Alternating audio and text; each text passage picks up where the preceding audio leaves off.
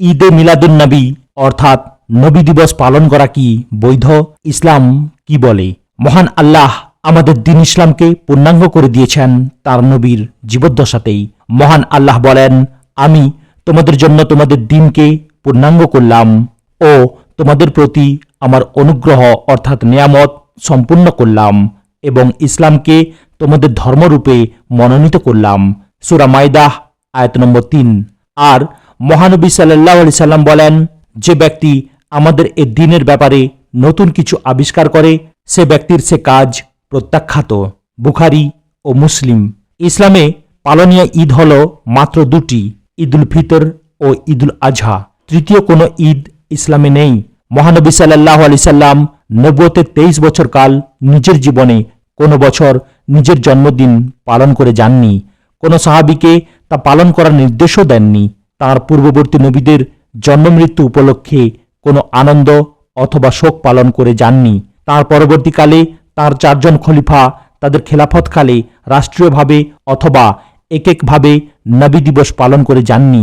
অন্য কোনো সাহাবী বা আত্মীয়ও তার প্রতি এত ভালোবাসা ও শ্রদ্ধা থাকা সত্ত্বেও তার জন্মদিন উপলক্ষে শোক পালন করেননি।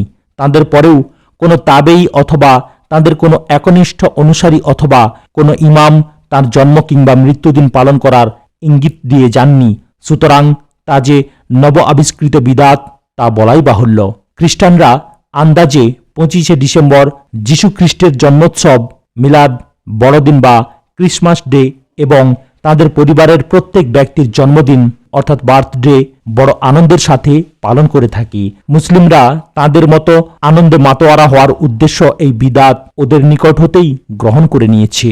তাই এরাও ওদের মতো নবী দিবস অর্থাৎ ঈদে মিলাদুন্নবী এবং পরিবারের সদস্যদের বিশেষ করে শিশুদের হ্যাপি বার্থডের অনুষ্ঠান উদযাপন করে থাকে। অথচ তাদের রাসূল সাল্লাল্লাহু আলাইহি সাল্লাম তাদেরকে সাবধান করে বলেন, যে ব্যক্তি কোনো সম্প্রদায়ের সাদৃশ্য অবলম্বন করে সে তাদেরই একজন। আবু দাউদ। রাসূল করিম সাল্লাল্লাহু আলাইহি সাল্লামের জন্মদিন পালন সম্পর্কে ইসলামী দৃষ্টিভঙ্গি। কোনো ব্যক্তির জন্মদিবস পালন করা ইসলাম সম্মত নয়। এটা হলো খ্রিস্টান, হিন্দু, বৌদ্ধ সহ বিভিন্ন অমুসলিমদের রীতি। ইসলাম কারো জন্মদিবস পালনে অনুমোদন করে না। এর প্রমাণসমূহ নিম্নে তুলে ধরা হলো। 1. দ্বীনে ইসলাম আজ পর্যন্ত অবিকৃত আছে এবং ইনশাআল্লাহ থাকবে। ইসলামে সকল হুকুম আহকাম, আচার অনুষ্ঠান সুনির্ধারিত ও কুরআন, সুন্নাহ, ইজমা ও কিয়াস দ্বারা প্রমাণিত। কিন্তু নবী করিম সাল্লাল্লাহু আলাইহি সাল্লামের জন্মদিবস বা মিলাদ পালনের কথা কোথাও নেই।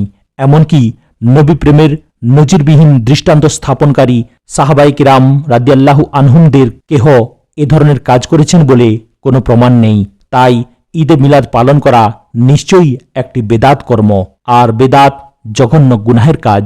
2.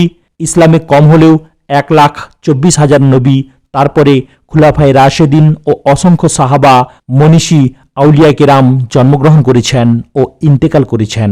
যদি তাদের জন্ম বা মৃত্যু দিবস পালন ইসলাম সমর্থিত হতো বা সওয়াবের কাজ হতো, তাহলে বছরব্যাপী জন্ম মৃত্যু দিবস পালনে ঘূর্ণাবর্তে আবদ্ধ হয়ে যেতে হতো আমাদের সকল মুসলমানদের। অন্যান্য কাজকর্ম করার ফুরসতই মিলত না। 3. নবী করিম সাল্লাল্লাহু আলাইহি সাল্লামের জন্মদিন পালনের প্রস্তাব সাহাবায়ে কিরাম রাদিয়াল্লাহু আনহুম কর্তৃক প্রত্যাখ্যাত হয়েছে। যেমন হিজরি ক্যালেন্ডার প্রবর্তিত হওয়ার সময় উমর রাদিয়াল্লাহু তাআলা আনহু সাহাবায়ে কিরামকে নিয়ে বৈঠকে বসলেন। কোনো এক স্মরণীয় ঘটনার দিন থেকে একটি নতুন বর্ষগণনা পদ্ধতি প্রবর্তন করা হবে বলে সিদ্ধান্ত নেওয়া হয়। কেউ কেউ প্রস্তাব করলেন রাসূলুল্লাহ সাল্লাল্লাহু আলাইহি সাল্লামের জন্ম তারিখ থেকে সন গণনা করা যেতে পারে। উমর রাদিয়াল্লাহু তাআলা আনহু এই প্রস্তাব বাতিল করে দিয়ে বললেন যে এই পদ্ধতি খ্রিস্টানদের। উমর রাদিয়াল্লাহু তাআলা আনহুর এই সিদ্ধান্তের সাথে সকল সাহাবায়ে কিরাম একমত পোষণ করলেন এবং রাসূল করিম সাল্লাল্লাহু আলাইহি সাল্লামের হিজরত থেকে ইসলামী সন গণনা আরম্ভ করলেন। 4. রাসূলুল্লাহ সাল্লাল্লাহু আলাইহি সাল্লামের সাহাবাগণ ছিলেন সত্যিকার অর্থে নবী প্রেমিক ও সর্বোত্তম অনুসারী। নবী প্রেমের বেনজির দৃষ্টান্ত তারাই স্থাপন করেছেন। তারা কখনো নবী করিম সাল্লাল্লাহু আলাইহি সাল্লামের জন্মদিনে ঈদ বা অনুষ্ঠান পালন করেননি। যদি এটা করা ভালো হতো ও মহব্বতের পরিচায়ক হতো তবে তারা তা অবশ্যই করতেন। আর জন্মোৎসব পালন করার কালচার সম্পর্কে তাদের কোনো ধারণা ছিল না। তা বলা যায় না, কেননা তাদের সামনেই তো খ্রিস্টানরা ঈসা আলাইহিসসালামের জন্মদিন অর্থাৎ বড়দিন উদযাপন করত। 5. জন্মদিবস কেন্দ্রিক উৎসব অনুষ্ঠান খ্রিস্টান, হিন্দু, বৌদ্ধ ও অন্যান্য অমুসলিমদের ধর্মীয় নীতি, যেমন বড়দিন, জন্মাষ্টমী, বৌদ্ধ পূর্ণিমা ইত্যাদি। তাই এটা মুসলিমদের জন্য পরিত্যাজ্য। বিধর্মীদের ধর্মীয় রীতিনীতি, আচার অনুষ্ঠান যতই ভালো দেখা যাক না কেন, কখনো তা মুসলিমদের জন্য গ্রহণ করা জায়েজ নয়। এ কথার সমর্থনে কয়েকটি দৃষ্টান্ত উপস্থাপন করলাম। ক. রাসূল করিম সাল্লাল্লাহু আলাইহি সাল্লাম বলেছেন, যে ব্যক্তি কোনো জাতির সাদৃশ্যতা গ্রহণ করবে সে তাদের অন্তর্ভুক্ত বলে গণ্য হবে। খ. আজানের প্রচলনের সময় কেউ কেউ রাসূলুল্লাহ সাল্লাল্লাহু আলাইহি সাল্লামের কাছে প্রস্তাব করলেন যে সালাতের সময় হলে আগুন জ্বালানো যেতে পারে। কেউ প্রস্তাব করলেন ঘণ্টাধ্বনি করা যেতে পারে, কেউ বললেন বাঁশি বাজানো যেতে পারে। কিন্তু রাসূল করিম সাল্লাল্লাহু আলাইহি সাল্লাম সকল প্রস্তাব প্রত্যাখ্যান করলেন। বললেন, আগুন জ্বালানো হলো অগ্নিপূজারী পারসিকদের রীতি, ঘণ্টা বাজানো খ্রিস্টানদের ও বাঁশি বাজানো ইহুদিদের রীতি। গ. মদিনার ইহুদিরা আশুরার দিনে একটি রোজা পালন করত। রাসূল করিম সাল্লাল্লাহু আলাইহি সাল্লাম দুটি রোজা রাখতে নির্দেশ দিলেন, যাতে তাদের সাথে সাদৃশ্যতা না হয়। বিশ্বনবী সাল্লাল্লাহু আলাইহি সাল্লামের জন্ম ও মৃত্যু উপলক্ষে যা করণীয়। বিশ্বনবী মুহাম্মদ সাল্লাল্লাহু আলাইহি সাল্লাম রবিউল আউয়াল মাসে জন্মগ্রহণ করে পৃথিবীকে আলোকিত করেছেন। আবার এই মাসেই মহান রবের সান্নিধ্যে চলে গেছেন। তিনি উম্মাহর জন্য এক আদর্শ রেখে গিয়েছেন। সে আদর্শ বাস্তবায়নের চেষ্টা উম্মাহ সবসময় চালিয়ে যাবে। এটি উম্মাহর জীবনের মূল লক্ষ্য ও উদ্দেশ্য। নবী করিম সাল্লাল্লাহু আলাইহি সাল্লামের জন্মদিন। মহানবী সাল্লাল্লাহু আলাইহি সাল্লাম সোমবার শুবে সাদিকের সময় ফজর শুরুর সময় পবিত্র মক্কায় আবু তালিবের গৃহে জন্মগ্রহণ করেন। সোমবার জন্মদিন হওয়ার বিষয়টি হাদিসে সুস্পষ্টভাবে বর্ণিত হয়েছে। আবু কাতাদা রাদিয়াল্লাহু তাআলা আনহু থেকে বর্ণিত, রাসূলুল্লাহ সাল্লাল্লাহু আলাইহি সাল্লামকে সোমবারের রোজা সম্পর্কে জিজ্ঞাসা করা হলে তিনি বলেন, সেদিন আমি জন্মেছি এবং সেদিন আমার প্রতি ওহী অবতীর্ণ হয়েছে। মুসলিম হাদিস নম্বর 2807। জন্ম তারিখ। বিশুদ্ধ অভিমত অনুযায়ী নবী করিম সাল্লাল্লাহু আলাইহি সাল্লামের রবিউল আউয়াল মাসের 8 তারিখে জন্মগ্রহণ করেন। আব্দুল্লাহ ইবনে আব্বাস রাদিয়াল্লাহু তাআলা আনহু ও জুবাইর ইবনে মুতঈম রাদিয়াল্লাহু তাআলা আনহু থেকে এমনই বর্ণিত আছে। তবে প্রসিদ্ধ হল নবী সাল্লাল্লাহু আলাইহি সাল্লামের জন্ম তারিখ 12 রবিউল আউয়াল। সিরাতুল মুস্তাফা 51। জন্ম মাস ও বছর। নবী করিম সাল্লাল্লাহু আলাইহি সাল্লামের জন্মের মাস রবিউল আউয়াল মাস। হিজরি সন প্রবর্তনের আগ পর্যন্ত আরবে ঐতিহাসিক কোনো ঘটনাকে স্মারক করে সময়ের হিসাব করা হতো। এমনই এক ঐতিহাসিক ঘটনা হল হস্তি বাহিনীর ঘটনা।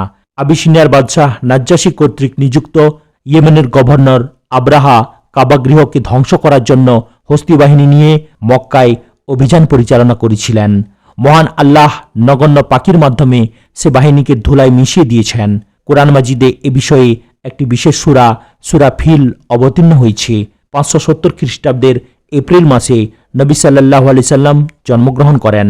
জন্মদিন উদযাপন। নবী সাল্লাল্লাহু আলাইহি সাল্লামের জন্মের দিন তার আত্মীয় স্বজন সহ সব সৃষ্টি আনন্দিত হয়েছিল। আবুল আহাবকে তার দাসী সুয়াইবিয়া এসে ভাতিজা অর্থাৎ নবী সাল্লাল্লাহু আলাইহি সাল্লাম হওয়ার সুসংবাদ দিলে আবুল আহাব আনন্দিত হয়ে সুয়াইবিয়াকে মুক্ত করে দিয়েছিল।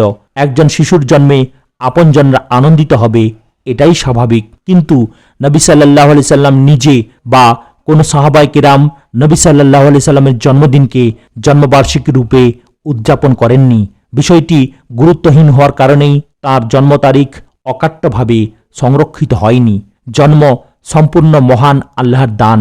সেজন্য কৃতজ্ঞতা স্বরূপ নবী সাল্লাল্লাহু আলাইহি সাল্লাম প্রতি সোমবার রোজা রাখতেন, কারণ সোমবার তার জন্ম ও নবুয়ত প্রাপ্তির দিন। নবী সাল্লাল্লাহু আলাইহি ওয়াসাল্লামের মৃত্যু। নবী করিম সাল্লাল্লাহু আলাইহি সাল্লাম 11 হিজরির রবিউল আউয়াল মাসের সোমবারে ইন্তেকাল করেন। দিনটি প্রসিদ্ধ মতানুযায়ী 12 রবিউল আউয়াল হলেও আরও দুটি মত আছে, 1 রবিউল আউয়াল এবং 2 রবিউল আউয়াল। বুখারীর ব্যাখ্যা গ্রন্থ ফাথুল বারিতে 2 রবিউল আউয়াল হওয়ায় মতটিকে প্রাধান্য দেওয়া হয়েছে। সিরাতুল মুস্তাফা 3:172। নবী করিম সাল্লাল্লাহু আলাইহি সাল্লামের মৃত্যুতে সাহাবীদের শোক। নবী সাল্লাল্লাহু আলাইহি সাল্লামের ইন্তেকালের দিন সাহাবাদের মধ্যে শোকের ছায়া নেমে এসেছিল। তারা দিশেহারা হয়ে পড়েছিল।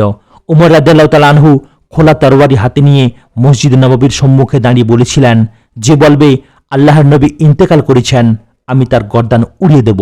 অর্থাৎ তিনি বিশ্বাসই করতে পারছিলেন না যে নবী সাল্লাল্লাহু আলাইহি সাল্লাম ইন্তেকাল করেছেন। আবু বকর সিদ্দিক রাদিয়াল্লাহু তাআলা আনহু অসীম ধৈর্য অবলম্বন করে অবস্থা নিয়ন্ত্রণ করতে সবাইকে কোরআনের একটি আয়াত স্মরণ করিয়ে দিলেন। আল্লাহ বলেন, মুহাম্মদ একজন রাসূল মাত্র, তার আগে বহু রাসূল গত হয়েছে। সুতরাং যদি সে মারা যায় অথবা সে নিহত হয়, তাহলে তোমরা কি পেছনে ফিরে যাবে? এবং কেউ পেছনে ফিরে গেলে সে কখনো আল্লাহর ক্ষতি করতে পারবে না, বরং আল্লাহ শিগগিরই কৃতজ্ঞদের পুরস্কৃত করবেন। সূরা আলে ইমরান আয়াত নম্বর 144। আয়াত জানা না থাকলেও সেই কষ্টকর মুহূর্তে সবাই দিশাহারা হয়ে পড়েছিলেন। আয়াত শোনার পর সবাই ক্রমান্বয়ে শান্ত হলেন। পরবর্তীকালে সাহাবায়ে কেরাম, তাদের পর তাবেইন বা তাবেইন কেউই নবী সাল্লাল্লাহু আলাইহি সাল্লামের মৃত্যুবার্ষিকী বা ওফাত দিবস নামে কোনো অনুষ্ঠান বা শোক পালন করেননি। উম্মাহর করণীয়: জন্ম মৃত্যু সব মানুষের জন্য, নবী রাসূলরাও এর বাইরে নন। স্বল্প সময়ের এই পৃথিবীতে আসার লক্ষ্য উদ্দেশ্য চিহ্নিত করে তা পূর্ণ করার চেষ্টা অব্যাহত রাখাই হলো মানুষের কাজ। নবী সাল্লাল্লাহু আলাইহি সাল্লামের পৃথিবীতে আগমনের উদ্দেশ্য হলো এক আদর্শের বাস্তবায়ন, আর উম্মাহর কাজ হলো তার অনুসরণ। নবী সাল্লাল্লাহু আলাইহি সাল্লাম তার কথা, কাজ, সম্মতি এবং জীবনের প্রতিটি পদক্ষেপের মাধ্যমে সে আদর্শ প্রতিষ্ঠার সংগ্রাম করে গেছেন। আল্লাহ বলেন, এবং তিনি মন গড়া কথাও বলেন না। এতো অর্থাৎ কোরআন ওহী যা তার প্রতি প্রত্যাদেশ হয়। সূরা নাজম আয়াত নম্বর 3 এবং 4। আত্মীয় প্রতিবেশী নবী সাল্লাল্লাহু আলাইহি সাল্লামের জন্মে আনন্দিত হয়েও আদর্শিত দ্বন্দ্বের কারণে আবু তালিব ও আবুল আহাব জাহান্নামী হিসেবে স্বীকৃতি পেয়েছে।